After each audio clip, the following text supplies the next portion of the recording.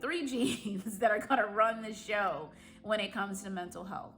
And because those are the genes that are going to be involved in the breakdown or metabolism of a lot of different medications.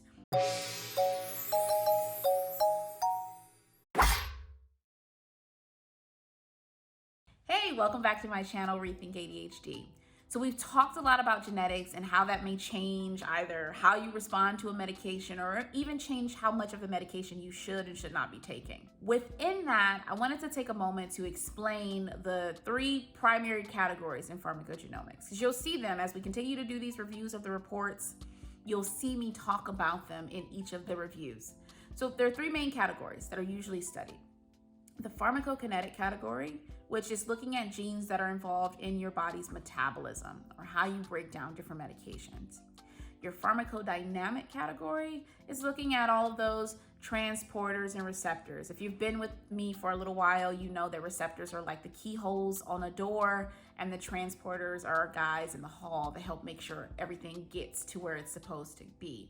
So our pharmacodynamic genes are going to be involved in that process.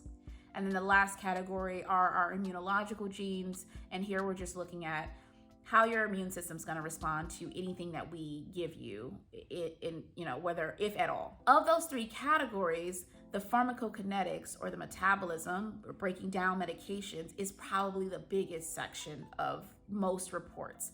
It's where a lot of research has focused over the last decade or so. When you're looking at those pharmacokinetic genes, and I'll talk about this now, you're looking specifically at, you'll see genes that are called CYP, a number, a letter, and a number.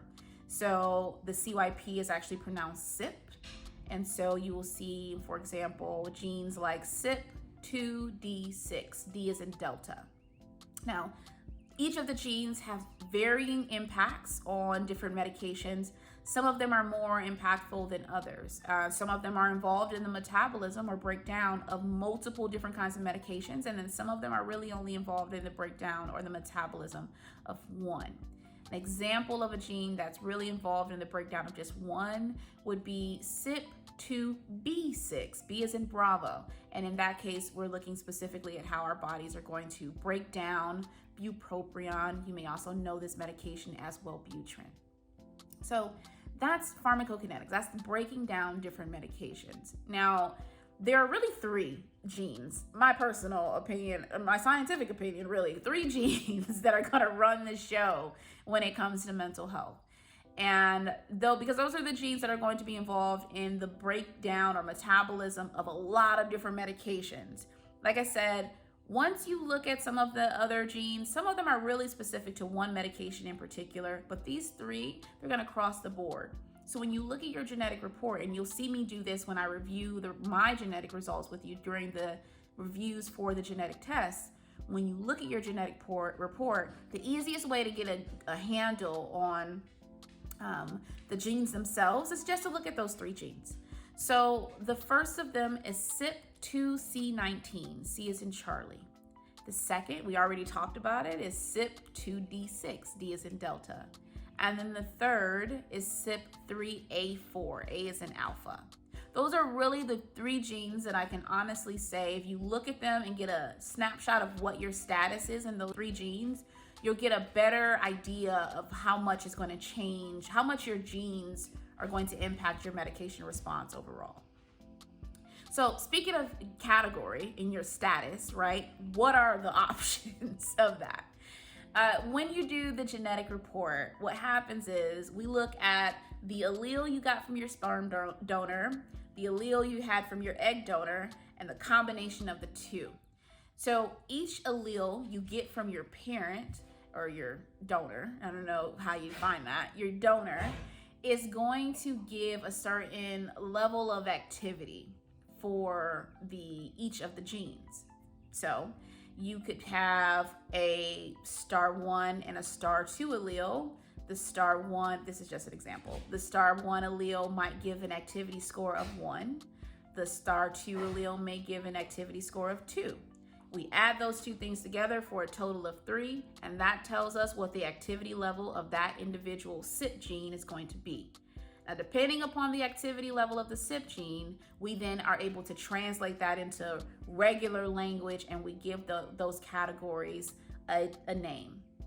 So, for example, you can be a normal metabolizer, meaning when we've looked across the board at everyone, you pretty much broke the medication down, medications that are related to this gene, the same as most people. You can be an intermediate metabolizer, meaning you're going to break these medications down just a little bit slower than normal.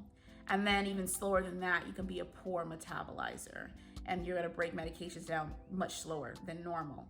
On the faster side of the spectrum, you have your rapid and your ultra rapid metabolizers. You might also hear this referred to as extensive metabolizers. Just depends on what you're looking at. But that's the whole spectrum, from slow all the way up to the fastest. And we decide, or we know which categories to put you in based upon what the number is when we add the two activity scores together for that particular gene. I hope that makes sense.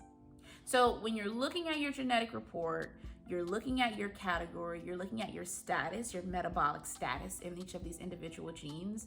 And typically for the three primary, if you are a poor, rapid, or ultra rapid metabolizer in any of those three primary genes, 2C19, 2D6, and 3A4, likely you're going to have a lot that changes in terms of how you respond to medications. That actually may end up meaning that some medications you should never take at all because of risk of side effects.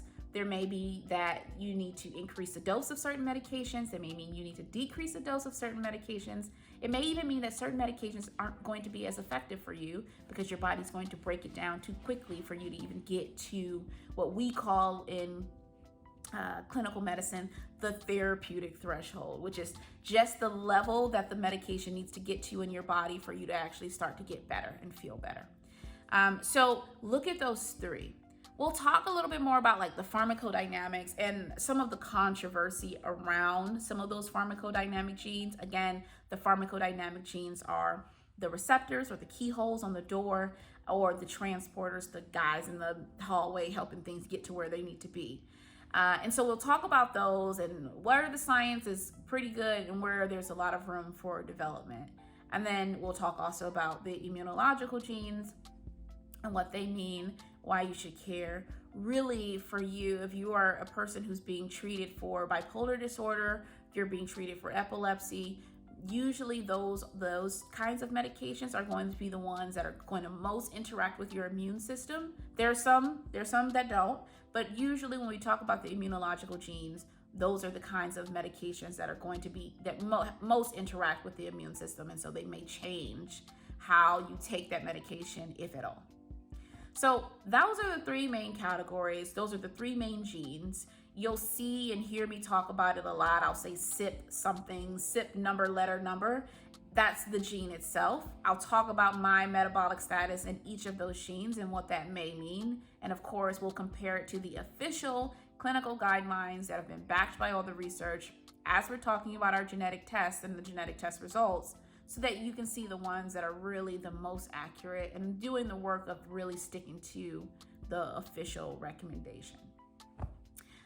So yeah, that's pharmacogenetics or pharmacogenomics. I'll talk a little bit about what the difference between the two. It's actually not that important. You'll more than likely hear me refer to it as pharmacogenomics. The terms are used interchangeably, but some people like to ask.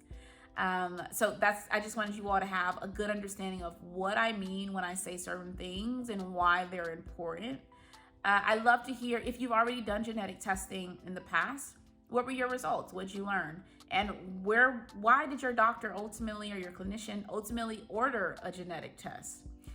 So yes, like, comment, subscribe to this video, and stick with me through the reviews of these genetic tests. I hope you learn a lot from them. You'll certainly learn a lot about me because there's going to be my genetic information that we'll be reviewing. But ultimately, I hope the key takeaways here is your ability to understand your own genes and definitely understand the results of your genetic report so that you can go in and talk to your doctor in a way that makes you sound super smart. So yeah, that's it. See you next week. Bye.